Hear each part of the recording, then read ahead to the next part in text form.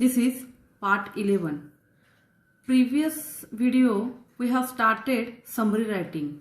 I have explained you what is the meaning of summary writing, what is the meaning of brevity and the wit. I have given the meaning. Now I will start the page number 136, fourth line. It aims to enhance communication by eliminating redundancy without omitting important information. Summary writing is one of its kind that has been described as one of the elementary principles of writing. To speak what is required and to write what is necessary is requisite towards the development of language skills. आता बघा, त्यांनी summary writing म्हणजे काय हे इथं आपल्याला explain केलेलं आहे. पहिलं त्यांचं वाक्य आहे की brevity is the soul of the wit. थोडक्यात महत्वाचं सांगणं, कमी शब्दात सांगणं हे काय आहे, विद्वानपणाचं आत्मा आहे किंवा लक्षण आहे वगैरे अशा प्रकारे आपल्याला त्यांनी सांगितलेलं आहे. मग आता समरी रायटिंग म्हणजे काय, बाबा इम्पॉर्टंट आहे तेवढंच सांगणं आणि तेवढं प्रिन्सिपली जे जे महत्वाचं आहे तेवढं सांगणं म्हणजे काय, हे समरी रायटिंग झालेलं आहे. एलिमेंटरी प्रिन्सिपल्स ऑफ रायटिंग ही एक पद्धत आहे. To speak what is required and to write what is necessary. जे महत्वाचं आहे तेवढंच म्हणणं आणि लिहिणं काय, त्यातलं पण जे महत्वाचं सांगितलेलं आहे त्यात पण जे काय महत्वाचं आहे ते महत्वाचं कमी शब्दात मांडणं म्हणजे काय, हे स्किल आहे. आता रिक्विसाइट रिडंडन्सी, पहिला शब्द झालता ह्यातला आपला न्यू वर्ड, ब्रेविटी झालता, विट झालेला. आता कुठला शब्द आहे, रिडंडन्सी, REDUNDANCY. रिडंडन्सी मीन्स एक्स्ट्रा थिंग्स, अतिरिक्त. दुसरा शब्द आलेला आपल्याला इथं new word requisite. Requisite means REQUISITE. Requisite means necessary for a particular purpose. म्हणजे काय आहे, एक्स्ट्रा थिंग्स कट करायचे आहेत आणि जे महत्वाचं आहे ते आपल्याला इथं घ्यायचं आहे. अतिरिक्त भाग कट करणे आणि जो महत्वाचा आहे necessary for a particular purpose ते मांडणे म्हणजे काय आहे, समरी रायटिंग आहे. इथंच आपल्याला समरी रायटिंग कसं केलं पाहिजे हे एक्सप्लेन केलेलं आहे.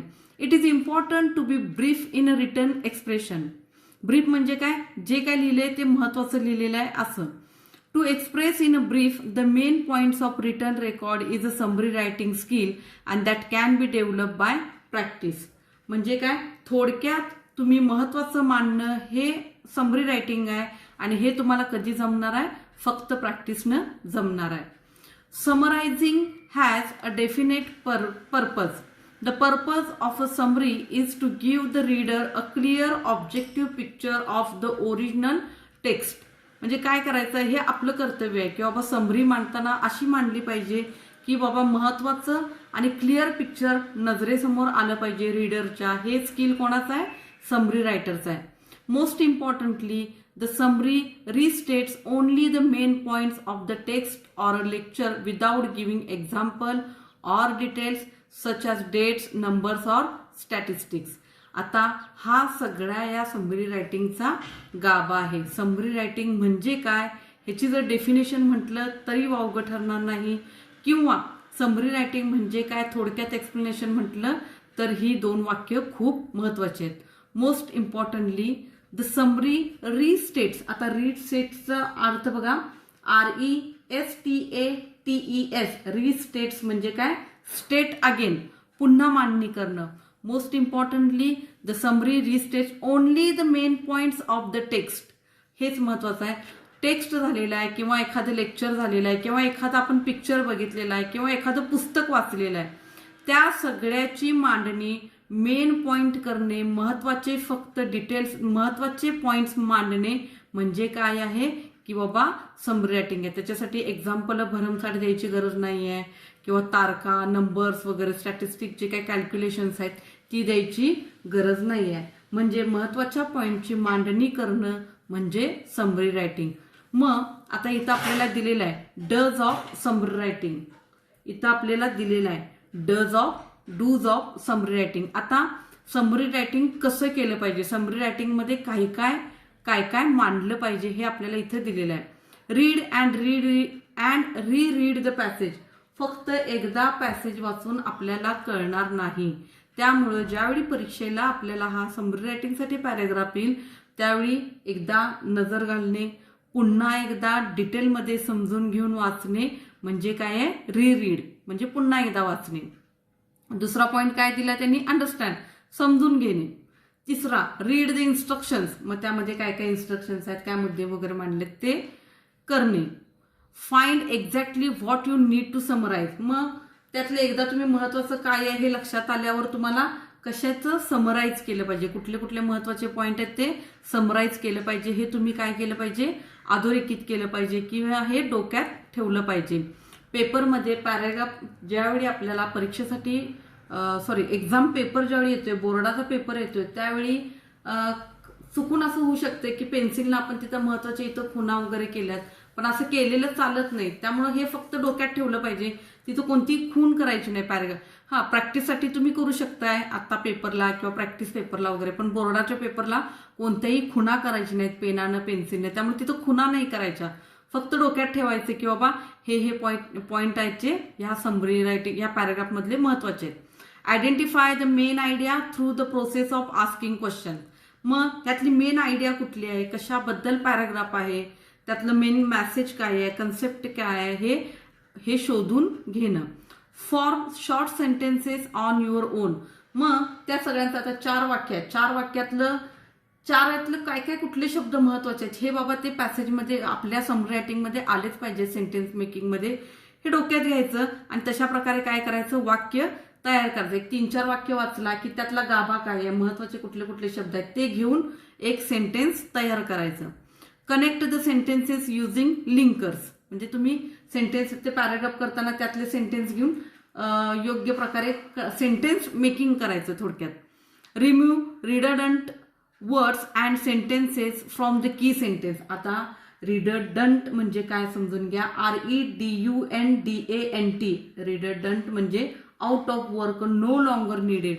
मग आता अननेसेसरी जो काय पार्ट आहे जो गरजेचा नाहीये, एक्स्ट्रा वर्ड्स आहेत, अननेसेसरी पार्ट, एक्स्ट्रा वर्ड्स म्हणा किंवा जास्त एक्झाम्पल वगैरे आहेत, हे मांडणं समरी रायटिंग मध्ये अपेक्षित आहे काय नाहीये. मग ते पण ओळखायचं की बाबा हे काय इथं गरजेचं नाहीये, त्यामुळे हे काय आपण मांडता कामा नये. त्यामुळे अननेसेसरी पार्ट कुठला आहे तो आपण ओळखायचा. ओमिट डिटेल्स, मग जास्त आता डिटेल्स म्हणजे काय असणार आहे, एक्सप्लेनेशन असणार आहे, त्याच्याबद्दल एक्झाम्पल दिलेले असणार किंवा आयडिया एक्सपांड केलेली असणार. मग ते डिटेल्स आपल्याला काय करायचे, गाळून टाकायचे. ओमिट करणे म्हणजे कट करणे, नाहीसे करणे, गाळणे. अवॉइड युअर ओन इंटरप्रिटेशन्स, आता स्वतःचं what is the meaning of interpretation, I shall tell you. INTERPRETATION, interpretation and explanation, म्हणजे इंटरप्रिटेशन म्हणजे एक्सप्लेनेशन. कोणतंही एक्सप्लेनेशन काय करायचं आहे, स्वतःचं एक्सप्लेनेशन, स्वतःची वाक्य यात टाळायची आहेत. आलं लक्षात. मग हे आपल्याला त्यांनी डज ऑफ समरी रायटिंग दिलेलं आहे. समरी रायटिंग कसं केलं पाहिजे हे खूप चांगल्या प्रकारे त्यांनी दिलेलं आहे आणि इथंच आपल्याला लक्षात येते की समरी रायटिंग कसं करायचं.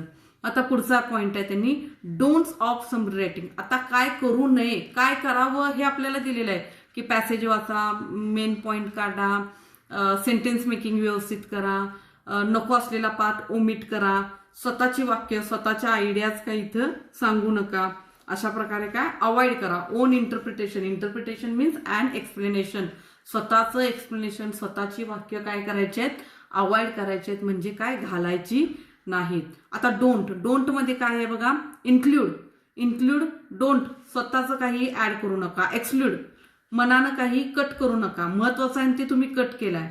ऍड म्हणजे काय, घालणे. कमेंट, स्वतःचं कमेंट, स्वतःच्या व्ह्यूज तिथं घालू नका. गिव्ह एक्झाम्पल, स्वतःचे एक्झाम्पल्स काहीही देऊ नका. म्हणजे पुढं जो काय पॅरेग्राफ आहे त्यामध्ये स्वतःचं कोणतंही इन्क्लूड करायचं नाहीये, महत्वाचं एक्सक्लूड करायचं नाहीये, स्वतःचं ऍड करायचं नाहीये, स्वतःचे कमेंट द्यायचे नाहीयेत, ह्याच्याबद्दल मला असं वाटतंय वगैरे हे ओन कमेंट्स द्यायचे नाहीयेत आणि स्वतःची एक्झाम्पल्स द्यायची नाहीयेत. जो काय पॅरेग्राफ आहे त्यातलं जे काय महत्वाचं आहे ते मांडणं म्हणजे काय आहे, समरी रायटिंग. आता आपल्याला इथे एक्सप्लेन झालेलं आहे dos of summary writing and don'ts of summary writing. Don'ts कुठले, include, exclude, add, comment, give example हे काय आहे, डोंट्स आहेत. हे काही आपल्याला करायचं नाहीये. मग समरी रायटिंग म्हणजे काय करायचं आहे, जे काय समोर पॅराग्राफ मधलं आहे त्यातले इम्पॉर्टंट फक्त योग्य अशा शॉर्ट सेंटेन्स मेकिंग मध्ये मांडणं means what, summary writing. There is an example to how to do summary writing. मग इथं पेज नंबर 136 ला आपल्याला काय दिलेला आहे, मोठाच्या मोठा पॅराग्राफ दिलेला आहे. तो पॅराग्राफ वाचायचा आहे आणि त्यानंतर कशा प्रकारे समरी रायटिंग करायचे हे सांगायचं आहे. मग आता आपल्या ह्या व्हिडिओमध्ये माझ्या मते 2 किंवा 3 पॅराग्राफ होतील. तो पॅराग्राफ मी वाचीन आणि वाचल्यावर काय होणार आहे की बाबा कशा प्रकारे समरी रायटिंग करायचं हे एक्सप्लेनेशन कुठल्या व्हिडिओत येणार आहे, नेक्स्ट पार्टमध्ये. नेक्स्ट पार्ट कुठला, 12 पार्टमध्ये येणार आहे.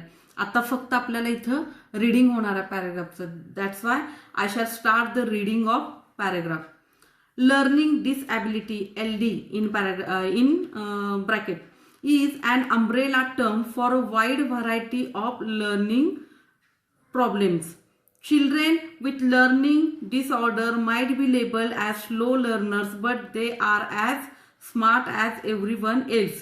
They just need to be taught in a proper environment conducive to their learning speed and level. Observation of a child over a period of time by parents at home and teachers in school can provide valuable information about the way a child is able to learn and function in all the ways that he should be able to at his age and level.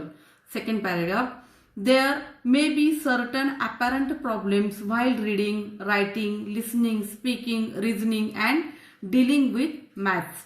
Once these problems are identified, it is time for proper investigation.